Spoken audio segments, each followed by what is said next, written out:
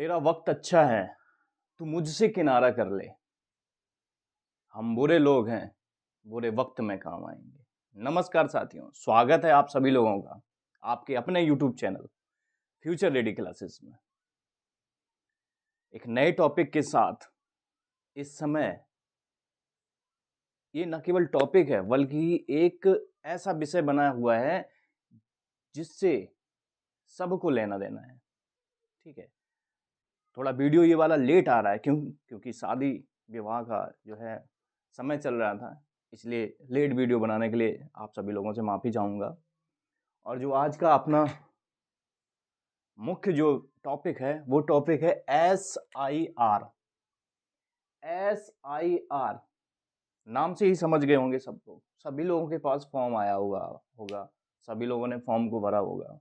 सबसे पहले समझिए SIR, स्पेशल इंटेंसिव रिवीजन, मतलब विशेष गहन पुनरीक्षण।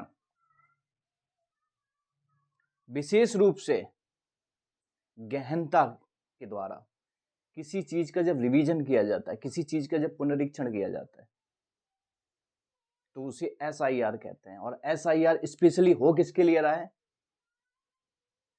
देश के नागरिकों के लिए, कि एक्चुअल में देश का नागरिक कौन है, कौन एक्चुअल में मतदाता है। तो ये निर्वाचन आयोग की बहुत अच्छी पहल है और इस पहल में सभी लोगों को, देश के सभी नागरिकों को इस पहल में निर्वाचन आयोग का स्वागत करना चाहिए और उनका सहयोग भी करना चाहिए। आइए जानते हैं इसके बारे में। सबसे पहले अनुच्छेद 324, आर्टिकल 324, भारतीय संविधान के अनुच्छेद 324 में भारतीय निर्वाचन आयोग की व्याख्या की गई है और संविधान में बताया गया है कि भारत के लिए एक भारतीय निर्वाचन आयोग होगा जो संसद के चुनाव, विधानसभाओं के चुनाव, राष्ट्रपति जी के चुनाव, उपराष्ट्रपति जी के चुनाव को बहुत ही अच्छी तरीके से, बहुत ही सक्षम तरीके से संपन्न कराएगा। चुनाव आयोग,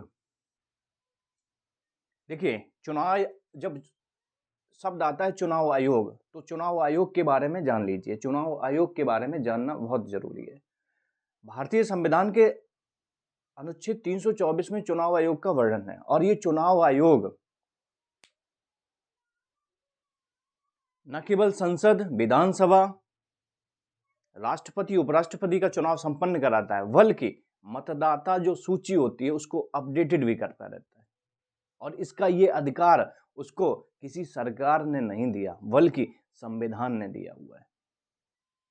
अब बात करते हैं चुनाव आयोग की, तो वर्तमान में भारत के जो 26वें CEC चीफ इलेक्शन कमिश्नर हैं उनका नाम है ज्ञानेश कुमार जी, और उनके साथ साथ उनका सहयोग करने के लिए जो दो लोग इलेक्शन कमिश्नर हैं वो हैं विवेक जोशी जी और सुखबीर सिंह संधू जी।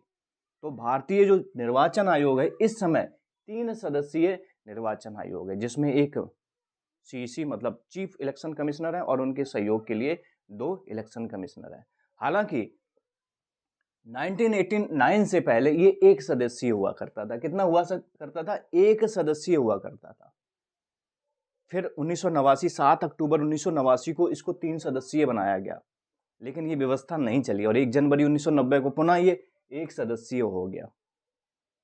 जस्ट 3 साल बाद इसको पुनः 3 सदस्यीय बना दिया गया और तब से लेकर आज तक ये 3 सदस्यीय निर्वाचन आयोग है। ठीक है, वर्तमान में जो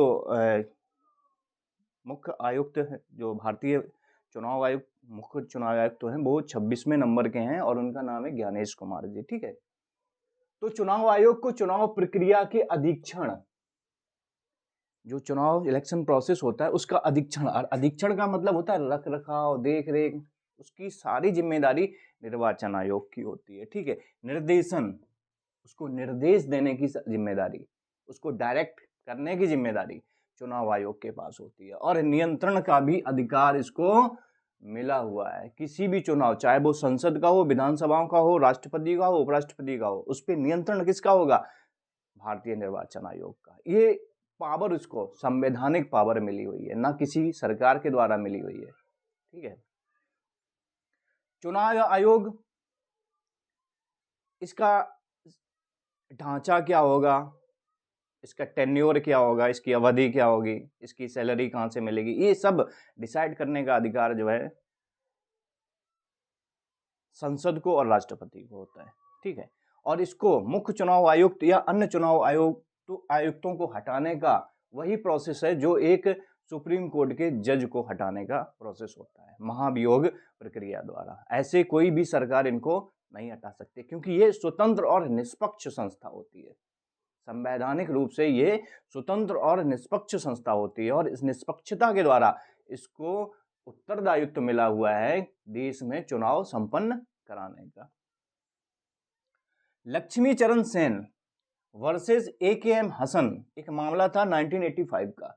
लक्ष्मी चरण सेन वर्सेस AKM हसन का 1985 का ये मामला है। इस मामले में सुप्रीम कोर्ट ने स्पष्ट किया था, क्या स्पष्ट किया था? कि मतदाता सूची, जो वोटर लिस्ट होती है, उसका पुनरीक्षण मतलब रिवीजन, निरंतर, ये शब्द देखिए आप, निरंतर, इस शब्द को पकड़ लीजिए आप, जो बहुत चेंचे मचाए हुए हैं ना SIR को लेके, वो जरा सुप्रीम कोर्ट के इस निर्णय में इस शब्द को पकड़ लें, निरंतर, कंटिन्यूसली, चलते रहने वाली एक प्रक्रिया है। ये जो रिवीजन होता है ना, ये कंटिन्यू चलते रहने वाली एक प्रक्रिया है। इससे पहले 2003 में हुई थी।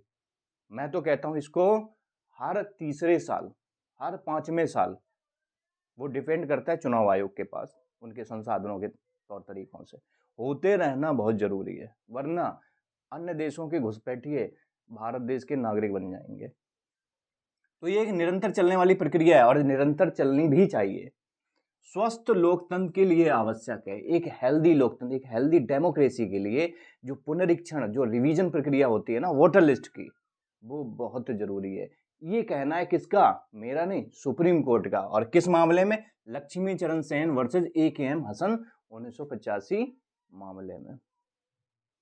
आइए जानते हैं अनुच्छेद 326 के बारे में।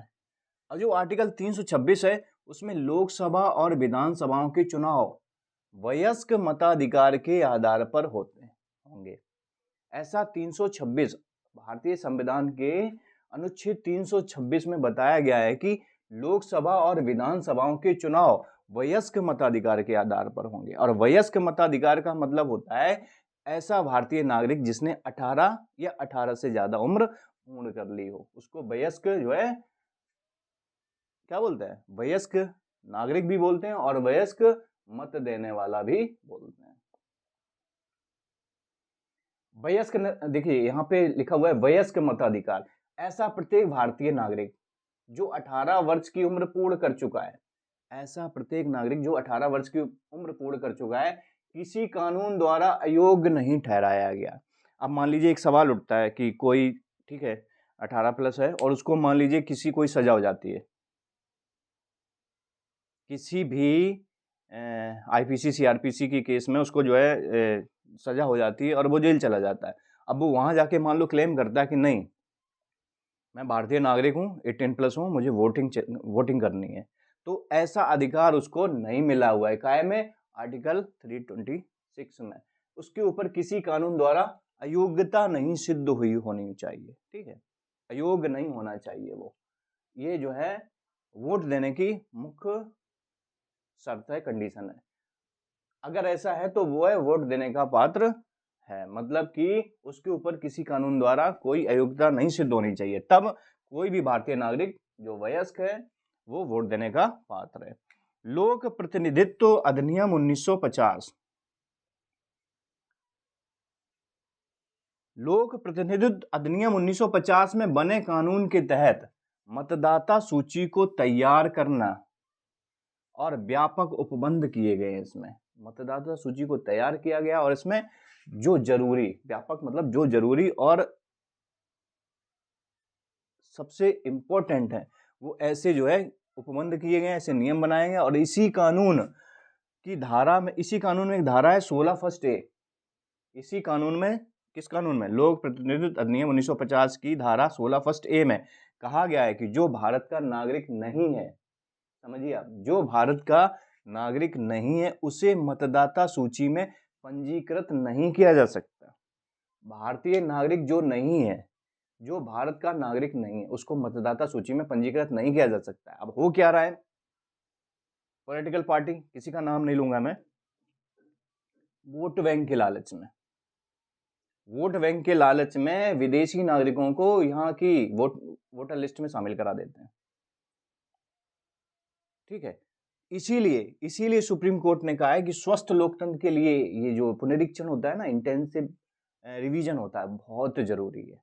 क्यों? क्योंकि ऐसे तो फिर बांग्लादेशी हैं, पाकिस्तानी हैं, अन्य देशों के जो भी नागरिक होते हैं ना, वो भारत में घुस जाएंगे। भारत की जनसंख्या का कम है भैया, वो तो पहले से ही नंबर 1 पे चले गए हैं।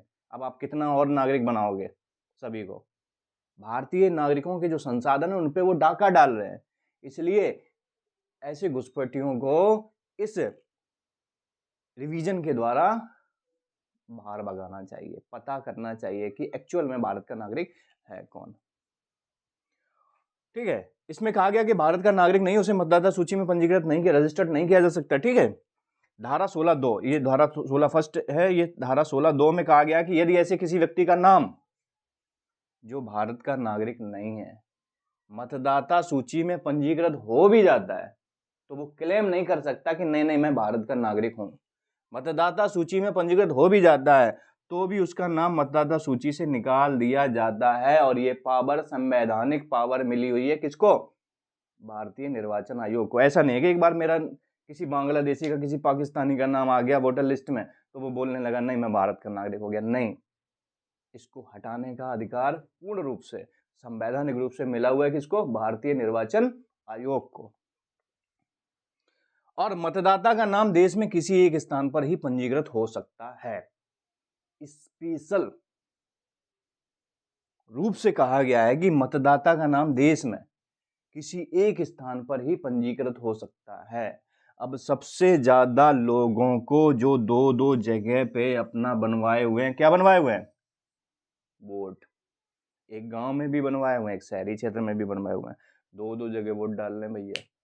सबसे ज्यादा उनको प्रॉब्लम हो रही है और उन्हें खुद से पूछना चाहिए कि यह सही है क्या? इंडियन डेमोक्रेसी, स्वस्थ हेल्दी डेमोक्रेसी के लिए सही है क्या? आपके दो दो वोट, जब आपके दो आधार नहीं हो सकते, आपके दो पेन नहीं हो सकते, तो आपके दो वोट कैसे हो गए? तो ये गलत चीज है। ठीक है, इस पे तो जो है कानूनी कार्रवाई होनी चाहिए बहुत ही ज्यादा। मतदाता का नाम देश में किसी एक स्थान पर ही पंजीकृत हो सकता है और एसआईआर के द्वारा ऐसा हो भी रहा है। सिस्टम पकड़ लेगा, सॉफ्टवेयर पकड़ लेगा, सॉफ्टवेयर पकड़ लेगा कि आपके दो वोट हैं, लेकिन सॉफ्टवेयर ये थोड़े नहीं पकड़ लेगा कि कोई मर गया है। तो वो जिम्मेदारी होती है बूथ लेवल ऑफिसर की, जिसको हम लोग BLO बोलते हैं। ठीक है, ये जो निरंतर चलने वाली प्रोसेस होती है उसमें वो नाम, मान लीजिए कोई 18+ का हो रहा है तो उसका नाम ऐड करेगा, कोई एक्सपायर हो गया तो उसका नाम जो है रिमूव करेगा। ठीक है, तो ये चीज़ें जो है निरंतर चलने वाली प्रक्रिया। हाँ, लेकिन ये चोरी है, ये चोरी है, इसको जो है हटाना चाहिए और इस प्रक्रिया द्वारा ये ये जो है हट भी रहा है। ठीक है, दो जगह एक व्यक्ति का नाम, दो जगह वोट नहीं दे सकता एक व्यक्ति। अब सवाल उठता है SIR की जरूरत क्यों पड़ी?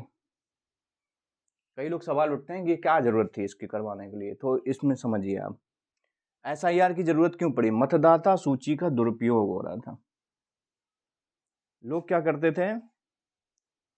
मतदाता सूची का दुरुपयोग करते थे, उसका एपिक नंबर लेके लोग उससे आधार बनवा रहे हैं। और अभी लेटेस्ट में न्यूज आई है, आधार केवल पहचान का प्रूफ है, नॉट डेट ऑफ बर्थ का प्रूफ है। उससे आपकी डेट ऑफ बर्थ प्रूफ नहीं होती है, उससे आपकी केवल पहचान प्रूफ होती है, क्योंकि उसमें आपके फिंगर लगे हुए हैं, आपकी आइरिस लगी हुई है। ठीक है, तो मतदाता सूची का लोग दुरुपयोग करते थे, उससे आधार बनवा लेते थे, आधार से DL बनवा लेते थे, DL से फिर पता लगा पेन बनवा लिया, फिर ये किया वो किया, तो धीरे धीरे इस सूची का दुरुपयोग कर रहे थे। इसलिए SIR जरूरी है। फर्जी नाम बहुत चल रहे थे। बांग्लादेशी घुसा है, पता लगा बंगाल का नागरिक बना बैठा है। ठीक है, रोहिंग्या असम के नागरिक बने हुए हैं। पाकिस्तानी पता लगा पंजाब का नागरिक बना हुआ है। तो इसलिए ये बहुत जरूरी, फर्जी नाम हटाने के लिए एसआईआर बहुत जरूरी। मृतक या प्रवासी मतदाताओं जैसे मामलों को हटाना, ठीक है। मृतक अभी क्या होता था, एक्सपायर कर गया है, एक्सपायर कर गया है बहुत समय पहले, और वोट उसका भी जब तक जो है नहीं हटाए तब तक उसके नाम पे भी वोट पड़ रहा है। पता लगा प्यारे लाल तो मर गए 5 ही साल पहले, सॉरी किसी का नाम अगर हो तो वो अपने ऊपर ना ले, फॉर एग्जाम्पल है ये। पता लगा प्यारे लाल तो मर गए पहले ही 5 साल पहले, लेकिन प्यारे लाल वोटिंग अभी भी कर रहे हैं, प्यारे लाल के नाम पे राशन अभी भी आ रहा है। तो इसलिए एसआईआर बहुत जरूरी है। घर घर जाकर सत्यापन, very good. Verification door to door होते रहना चाहिए। और ये औरैया के डीएम है, मैंने न्यूज़पेपर में पढ़ा हुआ था, औरैया के डीएम है माननीय त्रिपाठी जी, वो घर घर जाके सत्यापन कर रहे हैं, तो बहुत अच्छी पहल लगी मुझे। एक डीएम लेवल का जो ऑफिसर है वो घर घर जाके सत्यापन कर रहा है, तो मैं उनकी जो है इच्छा शक्ति को सलाम करता हूँ, अच्छी बात है। फॉर्म 6, 7, 8 आदि के माध्यम से नाम बढ़ाना, हटाना, सुधार करना। फॉर्म 6, 7, 8 आदि आता है जिसके माध्यम से नाम बढ़ा सकते हैं आप, नाम हटा सकते हैं। अब नाम क्यों हटाया जाएगा, क्योंकि कोई एक्सपायर हो गया होगा इसलिए नाम हटाया जाएगा। हाँ, किसी ने अपना जो है प्रवास कर लिया होगा, एक स्थान से दूसरे स्थान चला गया होगा, तो यहाँ का जो है वोट कट के दूसरी जगह पे वोट बन गया होगा, ये बिल्कुल सही है, उसमें कोई दिक्कत नहीं होनी चाहिए, ठीक है। सुधार करना, सुधार ऐसे ही कर सकते हैं कि यहाँ मान लीजिए कोई रहता है और उसको यहाँ से अन्यत्र कहीं जाना है, अन्यत्र कहीं निवासी हो रहा है, तो वो यहाँ वोट कटवा दे, दूसरी जगह वोट बनवा ले। ये तो निरंतर चलने वाली प्रोसेस है ना, अच्छी बात है। और एसआईआर के लाभ क्या है, देखिए इससे प्रॉफिट, मतलब एक तरीके से इससे क्या क्या लाभ होने वाले हैं। तो मतदाता सूचीगत सुदृढ़ीकरण हो जाएगा। एक तो सबसे पहले अपडेटेड हो जाएगी आपकी वोटर लिस्ट, दुनिया भर के फलाने लाल, ढिकाने लाल, ये वो फलाने, ये नाम हट जाएंगे। जो है ही नहीं उसका नाम होने से उसमें क्या फायदा है, ठीक है। उससे अपडेट हो जाएगा आपका क्या, वोटर लिस्ट अपडेट हो जाएगी कि एक्चुअल में जो जहां का है उसका नाम वहीं पर होगा। माइग्रेशन, जो प्रवास कर जाते हैं, ठीक है, यहाँ वोट काट दिया, जो दूसरी जगह चला गया वहां उसका वोट बन गया, ये भी अच्छी बात है। शहरीकरण,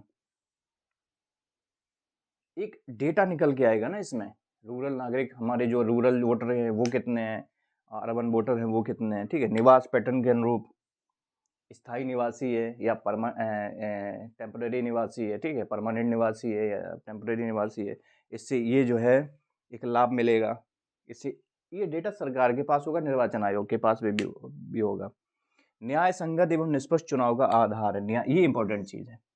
न्याय संगत एवं निष्पक्ष चुनाव के लिए एक नागरिक एक वोट, ये टैगलाइन होनी चाहिए। भारत सरकार के साथ साथ ये जो है भारतीय निर्वाचन आयोग की टैगलाइन होनी चाहिए कि एक देश, एक नागरिक, एक वोट, ठीक। लोग 2-2 वोट बनवाए रहते हैं, 3-3 वोट बनवाए रहते हैं, और इससे निष्पक्ष चुनाव नहीं होता है। एक व्यक्ति 3 जगह अपना वोटिंग राइट्स यूज कर रहा है, तो वो उसका निष्पक्ष चुनाव हो गया ना, वो तो एक बेईमानी हो गई। एक व्यक्ति और एक वोट होना चाहिए, ठीक। इससे क्या होता है, लोकतंत्र में निष्पक्षता आती है, ठीक है। कानूनी एवं संवैधानिक जागरूकता,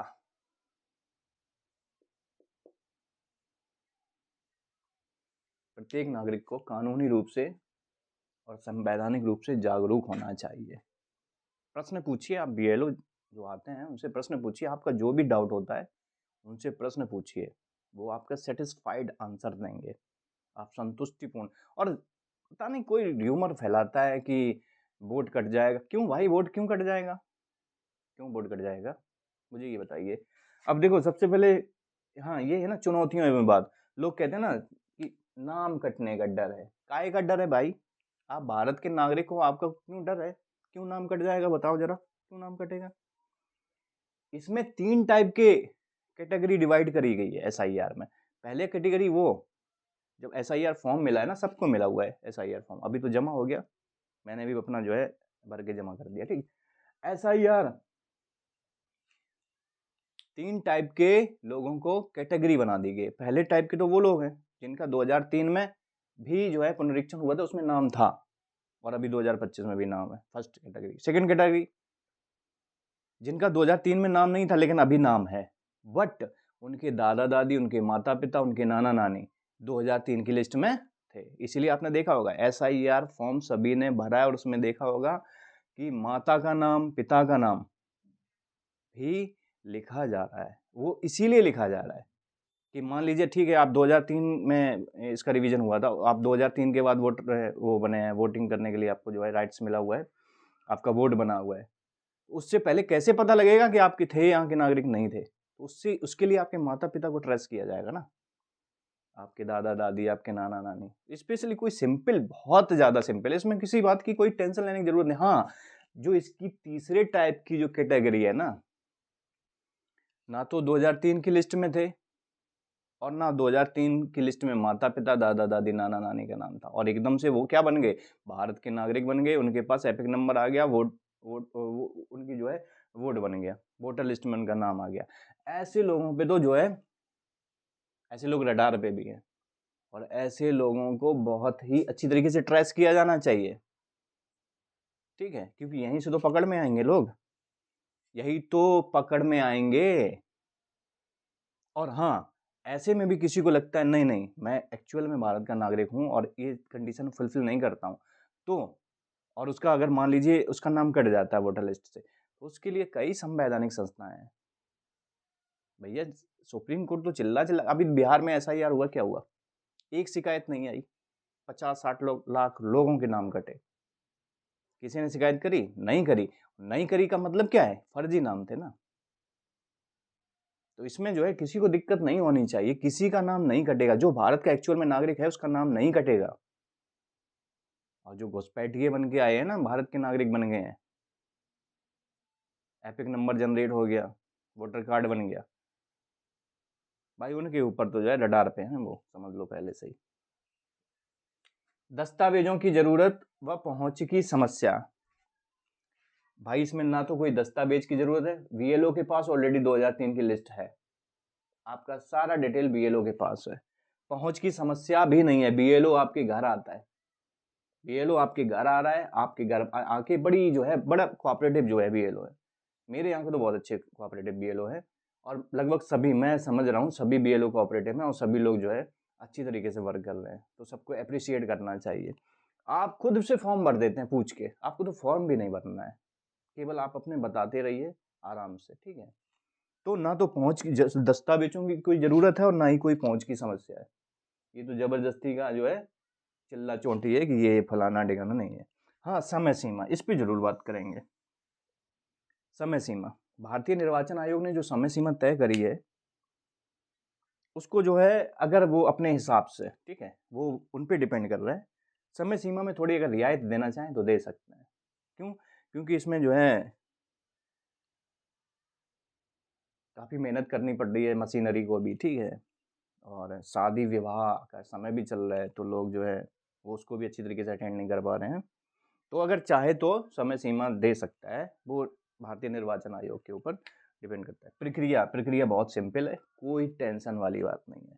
क्रियान्वयन, क्रियान्वयन जबरदस्त है, क्रियान्वयन बहुत ही जबरदस्त है, डेली का डेली अपडेट लिया जा रहा है, कितने फॉर्म फिल हुए, कितने फॉर्म फीड हुए, ठीक है। निगरानी, निगरानी का तो मैंने बताया, जिले का हेड माननीय जिलाधिकारी महोदय सीधा निगरानी कर रहे हैं, इतनी निगरानी तो CCTV नहीं करता है ना जितनी DM साहब कर रहे हैं, तो ये बहुत अच्छी बात है, ठीक। निगरानी बहुत ही ईमानदारी से हो रही है और अच्छी भी बात है। राजनीतिक व संवैधानिक सवाल, देखिए संवैधानिक सवाल नहीं होता, क्योंकि संवैधानिक सवाल तो ऐसा ना, संविधान नहीं कहा है 324 में कि आपको काहे का अधिकार है अधीक्षण का, निर्देशन का और नियंत्रण का। तो भारतीय निर्वाचन आयोग को भारतीय संविधान ने ऑलरेडी अधिकार दिया हुआ है, तो संवैधानिक सवाल नहीं उठेगा, राजनीतिक सवाल। भैया राजनीति करने वालों को कौन रोक पाएगा, ये तो भाई उनकी दुकान है, अब अपना प्रचार नहीं करेंगे तो फिर उनकी दुकान चलेगी कैसे। तो राजनीतिक सवाल तो उठेगा उठेगा कि फलाने का वोट कट गया, ढिकाने का वोट कट गया, उसके लिए है ना संस्था है, उसके लिए सुप्रीम कोर्ट है, हाई कोर्ट है, ठीक है, राजनीतिक पॉलिटिकल पार्टियां हैं। बिहार में देखिए एक शिकायत नहीं आई, तो राजनीतिक रूप से ये चिल्ला चोटी है इस पे जो है। हालांकि ये मैटर सुप्रीम कोर्ट में भी जा चुका है, तो सुप्रीम कोर्ट ने भी जो है कई सवाल पूछे हुए हैं, ठीक। जो भाई जिसको जो संवैधानिक अधिकार मिला हुआ वो क्यों रोकेगा, बताइए जरा। सुप्रीम कोर्ट भी नहीं रोक सकता क्योंकि संवैधानिक अधिकार मिला हुआ आर्टिकल 3 to 4 में निर्वाचन आयोग को, और अपना घर दुरुस्त करने का सभी को अधिकार होता है। और इनका घर क्या है, भारतीय निर्वाचन आयोग का। चुनाव अच्छी तरीके से चुनाव, निष्पक्ष चुनाव, तो सब लोग अपना अपडेट करते हैं, अपग्रेड करते हैं, ठीक। तो ये कोई बात नहीं है। हाँ, अब जरा लिखा हुआ है चुनाव आयोग ने मतदाताओं की सुविधा के लिए। अब देखिए, चुनाव आयोग ने मतदाताओं को, जो वोटर हैं उनको सुविधा भी दी हुई है। क्या सुविधा दी हुई है? एक ऑनलाइन सेवा शुरू की है जिसमें संदेश भेजना होगा, किसको? बीएलओ को, ठीक है। और टोल फ्री नंबर जारी किया है 1950, टोल फ्री नंबर है 1950 1950। उस पर आप मिस कॉल कर दीजिए, कॉल कर दीजिए, ठीक है। खुद बीएलओ आपको कॉल करेगा। इसको नाम दिया गया है book a call with BLO, book a call with BLO. 1950 पे कोई भी आपको डाउट है, कोई भी आपको शंका है, आप 1950 पे कॉल करिए। आपका बीएलओ, आपके क्षेत्र का बीएलओ आपसे डायरेक्ट खुद फोन करेगा, ठीक है। मेरे पास तो 2-3 बार फोन आ चुका, ठीक। तो ये टोल फ्री नंबर है। और जो ये एसआईआर वाली प्रक्रिया अभी वर्तमान में 12 राज्यों में चल रही है, जिसमें 9 राज्य हैं और 3 केंद्र शासित प्रदेश हैं, ठीक है। तो इस प्रकार से एसआईआर, देखिए मैं जो है व्यक्तिगत रूप से इसका बहुत ज्यादा स्वागत करता हूं, और मैं चाहता हूं कि एक जिम्मेदार नागरिक होने के नाते आप भी इसका स्वागत करिए। भारतीय संसाधन पर भारतीय नागरिकों का हक है, ना कि विदेशी नागरिकों का। और एक स्वस्थ लोकतंत्र के लिए, हेल्दी लोकतंत्र के लिए निष्पक्ष चुनाव जरूरी है। यार बांग्लादेश वाले और पाकिस्तानी डिसाइड करेंगे ना, कि करेंगे क्या कि हमारी सरकार कौन होगी? हम डिसाइड करेंगे ना, हम भारतवासी। इतना तो समझो ना, इतना तो समझिए ना। वो डिसाइड करेंगे कि हमारे यहाँ सरकार कौन होगी, हम डिसाइड करेंगे ना, हम, क्योंकि हम भारतीय हैं। तो इस पे किसी को कोई डाउट होता है तो 1950 पे कॉल करिए। अच्छी चीज है, भारतीय संविधान ने भारतीय निर्वाचन आयोग को ये अधिकार दिया हुआ है। मैटर सुप्रीम कोर्ट में भी जा चुका है, सुप्रीम कोर्ट ने भी जो है यही सारी बातें करी, ठीक है। तो ये जो है पहल है जो भारतीय निर्वाचन आयोग की स्वागत योग्य है, और आप सभी लोग भी इसका जो है स्वागत करिए, बीएलओ का सहयोग करिए, ठीक। इसी के साथ अगले वीडियो में फिर से मिलेंगे आप लोगों के, और वीडियो को अधिक से अधिक आप लोग जो है फॉरवर्ड करिए, चैनल को सब्सक्राइब कर लीजिए। फेसबुक पे भी मिलेगा, नरेंद्र सिंह राजावत के नाम से फेसबुक पे भी आपको ये जो है मैटर मिलेगा। और जो भी कमेंट होते हैं आपके कमेंट दीजिएगा, ठीक है। इसी के साथ खुश रहिए, मस्त रहिए, एंजॉय करिए। नमस्कार, जय